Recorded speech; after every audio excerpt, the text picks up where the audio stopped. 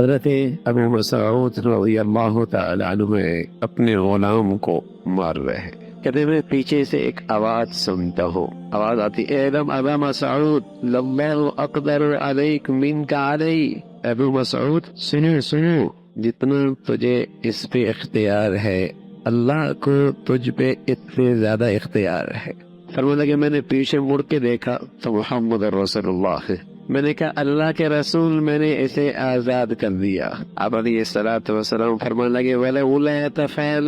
لَلَمَسَّتْكَ النَّارُ، ابو مسعود اگر تو ایسا نہ کرتا تجھے جہنم کی آگ پکڑ لیتی۔ اتنے بڑے آدمی اللہ کے نبی یہ فرما رہے ہیں، بتاؤ آج کا کوئی صوفی، تہجد گزار، نفل پڑھنے والا، صدقے خیرات کرنے والا، وہ اس نار قابو کا ہے تو وہ بچ جائے گا، اس کی بزرگی بچ جائے گی۔ اتنے بڑے آدمی فرمایا مسعود اگر ایسا نہ کرتے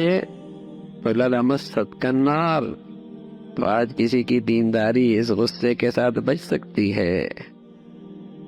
کہ اسے اپنے تہجد پہ ناز ہو، اپنی عبادات پہ ناز ہو، اپنے نفلوں پہ ناز ہو، اپنی صدقہ خیرات پہ ناز ہو، وہ تو صحابی رسول ہیں۔ سوشل میڈیا پر سب سے قدیم اور سب سے ریلائبل برانڈ درسقرآن.com